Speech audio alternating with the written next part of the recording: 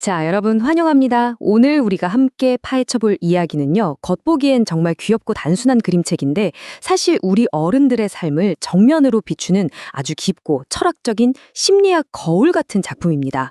그 안에 담긴 통찰이 정말 우리 삶의 방식을 통째로 흔들어 놓을 만큼 강력하거든요.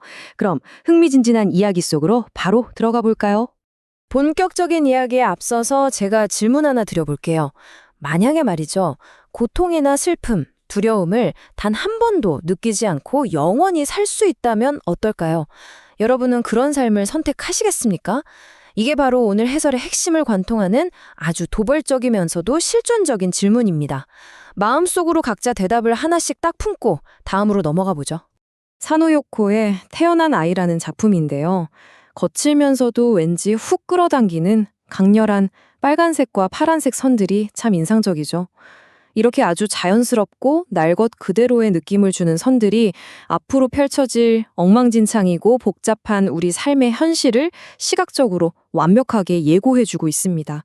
이 책을 관통하는 아주 결정적인 진짜 핵심 문장이 하나 나옵니다. 태어나지 않았으니 아무 상관이 없었습니다. 바로 이 문장인데요. 이게 우리 주인공인 태어나지 않은 아이의 감정적인 기준점, 그러니까 감정이 완벽하게 제로인 텅 빈 무감각한 상태를 아주 확실하게 딱 설정해 줍니다. 이 태어나지 않은 아이는요, 그야말로 절대적인 안전의 상태에서 우주를 둥둥 떠다니고 있습니다. 우주 한가운데서 뾰족한 별에 쾅 부딪혀도 전혀 아프지 않고요. 이글거리는 태양 가까이 다가가도 눈꽃만치도 뜨겁지 않아요. 상처받을 일도 고통도 아예 없는 완벽한 무균실. 딱 그런 상태인 거죠. 그런데 이 아이가 지구에 와서도 상황은 똑같습니다. 눈앞에 커다랗고 사나운 사자가 나타나서 어흥 하고 위협을 해도 조금도 무서워하지 않아요. 심지어 선가신 모기가 피를 쪽쪽 빨아먹어도 가렵지가 않은 겁니다. 어떤 외부 자극이나 위협이 와도 그냥 무반응. 그야말로 절대적인 무관심과 무감각을 보여주죠. 자, 여기서 중요한 포인트가 하나 나옵니다. 취약성이 없다는 건 고통을 완벽히 피할 수 있다는 뜻이기도 하지만요. 반대로 말하면 기쁨이나 육체적인 즐거움 같은 것도 전혀 느낄 수 없다는 뜻이거든요. 귀여운 강아지가 다가와서 날름날름 핥아도 하나도 간지럽지 않은 겁니다. 무표정하게 서 있는 아이의 모습이 이 딜레마를 정말 기가 막히게 보여주고 있죠. 결국 이 완벽하게 안전한 상태가 가진 궁극적인 비극은 바로 이겁니다. 아이 주변을 보면 소방차가 쌩쌩 달리고 경찰이 도둑을 줍고 사람들은 바쁘게 걸어가는 아주 활기찬 마을이거든요. 빵가게에선 구수한 빵 냄새도 솔솔 나고요. 그런데 아이는 아무것도 먹고 싶지가 않습니다. 온갖 삶의 에너지로 꽉 차 있는데도 거기서 철저하게 뚝 떨어져 나와서 그냥 멍하니 바라볼 뿐인 거죠. 그러던 어느 날, 이 고요하고 정적인 세계에 드디어 사건이 터집니다. 한 여자아이가 강아지를 데리고 다가와서 안녕 하고 인사를 건네거든요. 진짜 세상이 가진 그 혼란스럽고 예측 불가능한 에너지가 태어나지 않은 아이의 시야에 훅 치고 들어오는 정말 너무나도 중요한 전환점입니다. 여기서부터 상황이 아주 급박하게 돌아갑니다. 아이들을 따라온 강아지들이 갑자기 서로 컹컹 짖으면서 싸우기 시작하더니 급기야 여자아이가 강아지한테 다리를 꽉 물리고 맙니다. 엄마, 엄마 하면서 엉엉 울며 도망치는 여자아이. 이 모습을 보면서 태어나지 않은 아이는 난생 처음으로 다른 사람이 느끼는 진짜 고통과 두려움을 두 눈으로 똑똑히 목격하게 되는 거죠. 그런데 이 낯설고 두려운 취약함 앞에서 정말 놀라운 일이 벌어집니다. 아이의 우는 소리를 듣고 엄마가 다급하게 달려온 거예요. 그러더니 괜찮아, 괜찮아 하면서 상처 입은 아이를 품에 꼭 안고 다독여줍니다. 태어나지 않은 아이가 그 텅 빈 안전한 우주에서는 단 한 번도 경험해보지 못했던 타인과의 연결과 따뜻한 위로를 처음으로 보게 된 겁니다. 자, 그리고 드디어 이 이야기의 핵심이자 사람과 사람을 잇는 궁극적인 상징물이 등장합니다.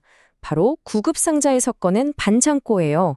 엄마가 아이 상처에 정성스레 약을 바르고 반창고를 딱 붙여주는데 이 섬세하고 따뜻한 돌봄의 행위를 태어나지 않은 아이가 턱을 괴고 아주 유심히 정말 시선을 떼지 못한 채 빨려들듯 지켜봅니다. 그리고 바로 이 순간 엄청난 변화가 일어납니다.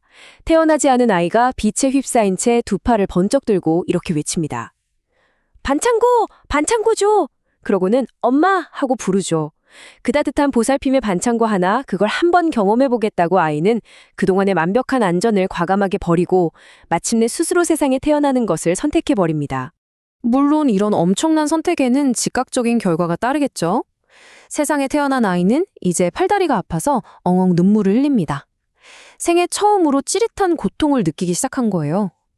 하지만 그 대가로 엄마의 따뜻한 품에 쏙 안기고 팔에 반창고를 팍 붙인 채로 부드럽고 포근한 엄마 냄새를 들이마시게 됩니다. 아픔이라는 대가를 지불하고 생애 최초의 사랑과 연결을 얻어낸 거죠.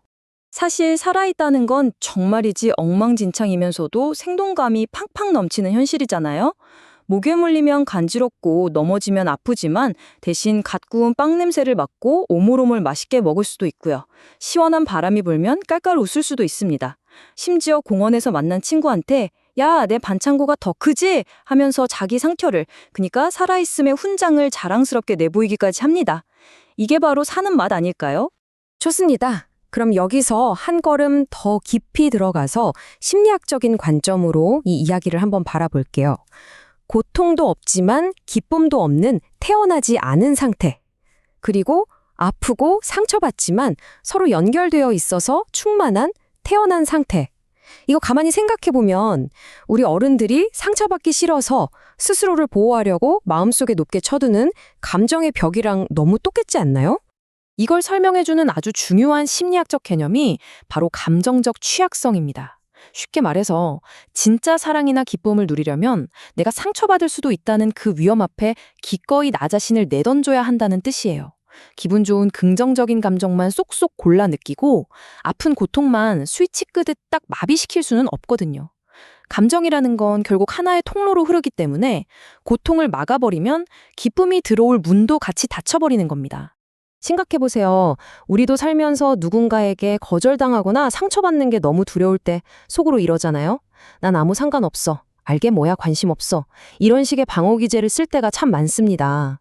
상처받기 싫어서 내 감정을 스스로 마비시키고 아무것도 느끼지 않아도 되는 안전하고 텅 빈 우주로 쏙 숨어버리는 우리들의 모습을 이 그림책에 아주 날카롭게 꼬집고 있는 셈이죠.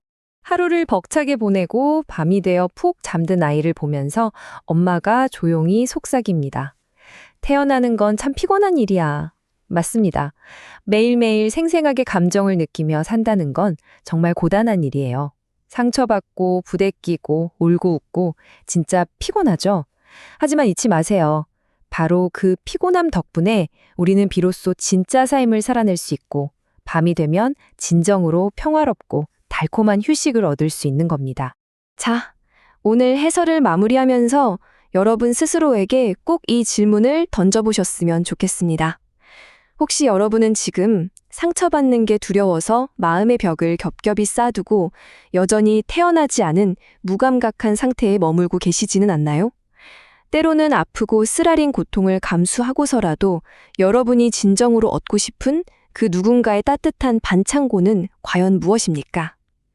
오늘 남겨드린 이 질문들과 함께 아프지만 그만큼 눈부시게 아름답고 벅찬 삶의 현실을 두 팔 벌려 꼭 안아볼 수 있는 용기를 내보시길 바랍니다.